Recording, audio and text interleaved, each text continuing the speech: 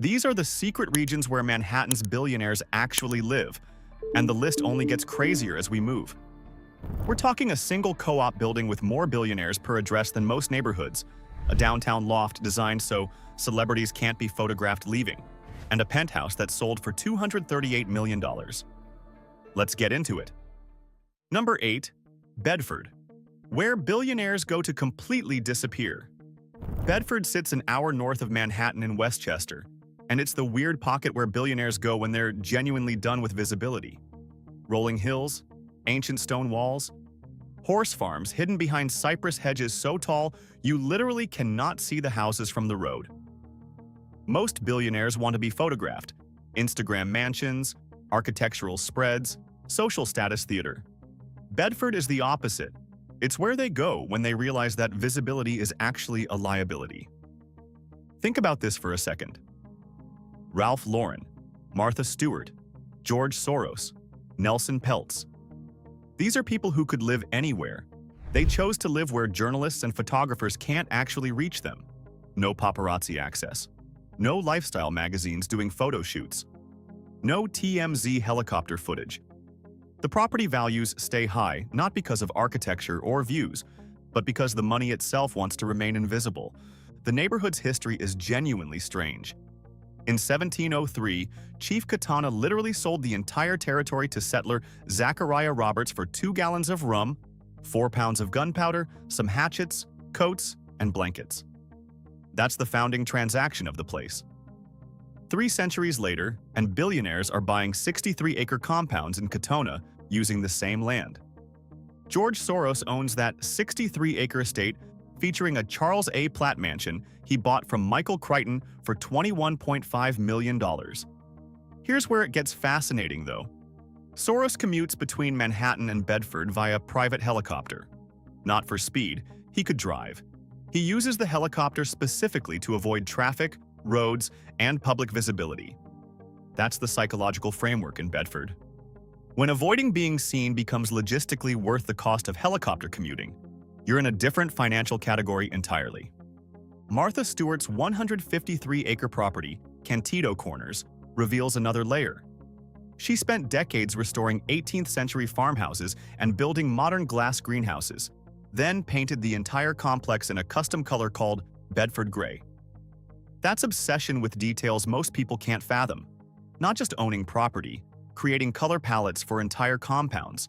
The control required to build something like that only makes sense if you're trying to create a self-contained world, disconnected from everything outside. Then there's the FBI terrorism investigation in 2018 when security found explosive components outside Soros's residence. That incident probably tells you everything about what happens when you accumulate enough wealth and political influence to make enemies. The money in Bedford isn't hiding because it's shy. It's hiding because visibility actually creates danger. Number 7. Palm Beach, the tax haven, where billionaires fight the ocean personally. Palm Beach's South Ocean Boulevard is interesting precisely because billionaires are waging actual environmental war to protect their real estate, not metaphorically. Literally spending 9 figures on private seawalls, geotextile sandbags, and dune engineering to prevent rising oceans from eroding their property lines. Here's what that reveals about wealth at this scale. When environmental change threatens your assets, you don't organize politically or lobby for climate policy. You just personally engineer a solution. Individual billionaires in Palm Beach are fighting the Atlantic Ocean because that's easier than waiting for government action. Ken Griffin is assembling multiple oceanfront parcels south of Mar-a-Lago, purchasing adjacent lots to construct a $1 billion private compound. That's not a house, that's a fortified estate larger than some neighborhoods. The newly constructed property at 1540 South Ocean Boulevard sold for $79.5 million and features something genuinely paranoid. An underground pedestrian tunnel runs beneath South Ocean Boulevard, connecting the main residence directly to a private oceanfront beach cabana. You literally walk underground to get to the beach. The reasoning is obvious. Avoid being photographed in public. That's the psychological framework of Palm Beach wealth. You have billions, but you're still calculating angles to avoid paparazzi. The location attracts financial titans who've completely abandoned Northeast winters. No state income tax in Florida means every dollar compounds without state extraction. That's not trivial when you're managing billions. It's generational wealth mathematics. Families that moved to Palm Beach 50 years ago to avoid New York winters are now just avoiding taxes while simultaneously accessing private beach access and underground tunnels to it. The real estate market split is actually revealing. Ultra-high net worth estates hold values perfectly steady, while condominium markets experience downward pressure. That's because condos have shared carrying costs, insurance, reserves, special assessments that destroy returns. Billionaires discovered they'd rather own entire estates with zero shared responsibilities. The psychology shifts when you have enough money. Shared amenities become liabilities instead of advantages. Number 6. The Hamptons, where $400,000 per foot of beach creates weird competitive dynamics. Meadow Lane in Southampton is priced at approximately $400,000 per linear foot of beach access. That's not a typo. You measure your shoreline and multiply. Ken Griffin paid $84 million for Calvin Klein's modernist compound, which means he paid that much just to own a specific stretch of beach. Nearby estates trade for $112.5 million. The premium isn't for the house, it's for the coordinates. What's genuinely fascinating is watching billionaires compete through beachfront accumulation. It's not about who has the biggest mansion, it's about who controls the most waterfront. That's a fundamentally different flex. Chase Coleman, Leon Black, Daniel Ock, James Tisch. These aren't just wealthy people. These are institutional money managers controlling trillions globally, and they're clustered on Meadow Lane like that specific sand is worth competing for. The seasonal migration reveals something interesting about ultra-wealthy psychology.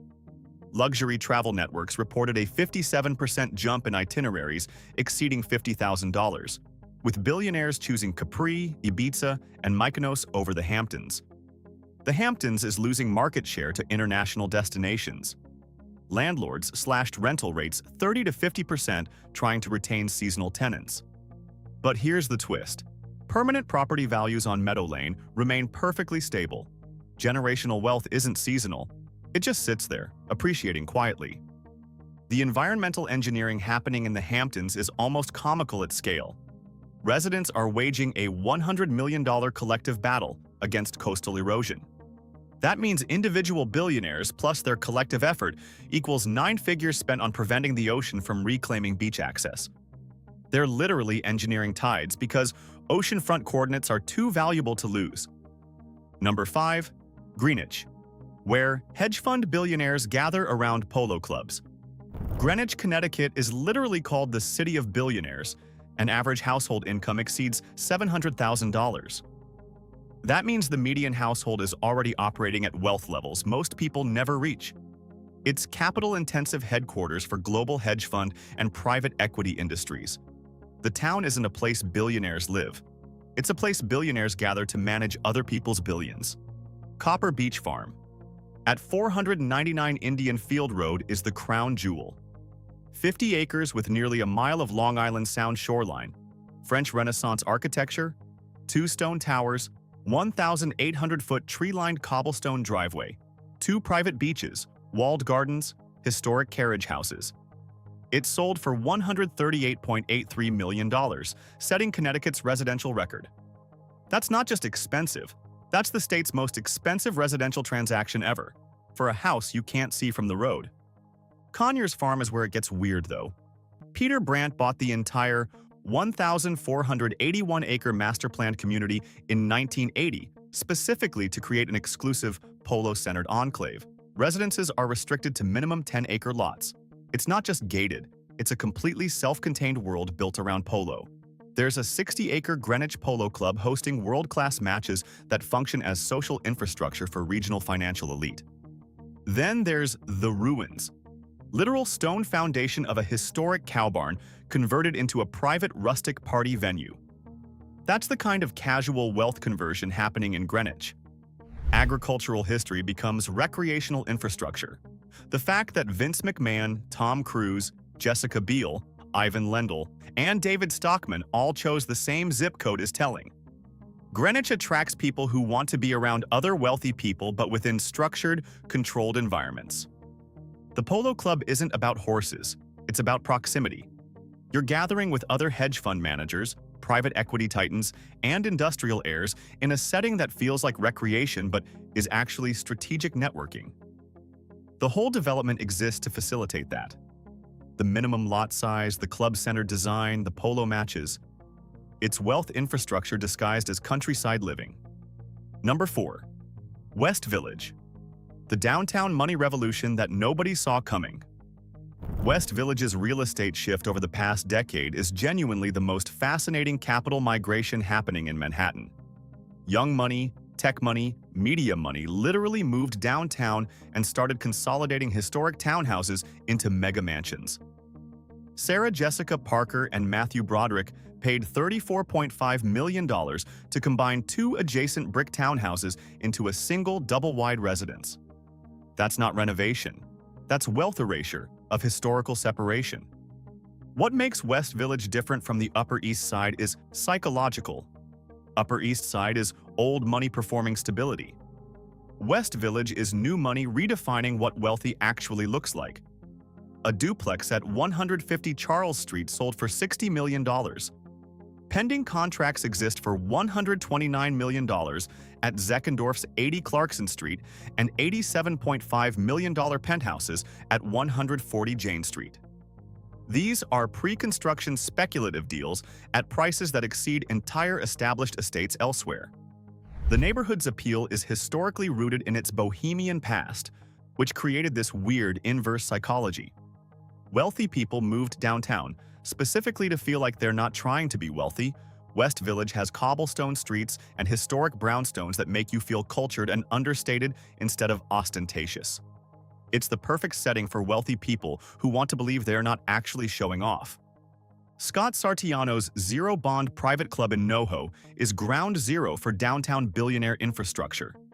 Over $10 million in fine art, a library, private dining rooms.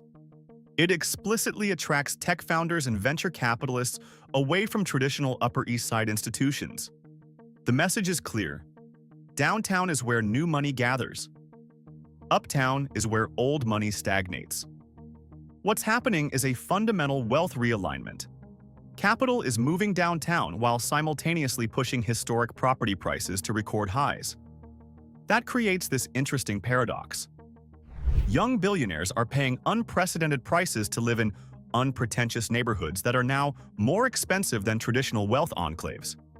West Village is exclusive precisely because pretending to be unpretentious has become the ultimate status signal. Number 3. Tribeca. The architecture designed so celebrities can vanish completely. 443 Greenwich Street is a converted 1882 bookbinding factory that functions as New York's premier paparazzi-proof sanctuary. Not just private. Architecturally engineered to defeat photography. Vehicles enter through double-gated doors into underground motor courts. Residents move from car directly to private elevators without ever walking public sidewalks. The entire building is U-shaped, oriented around a private 4,000-square-foot landscaped courtyard, completely invisible to surrounding streets.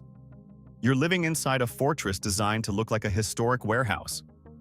Jennifer Gates purchased Lewis Hamilton's $51 million triplex penthouse. Then Hamilton retained a $40.7 million penthouse 2 minutes away. Other residents include Timberlake, Beale, Reynolds, Blake Lively, Gyllenhaal, Stiles, Meg Ryan. This is where A-list celebrities actually live, not behind gates in Malibu.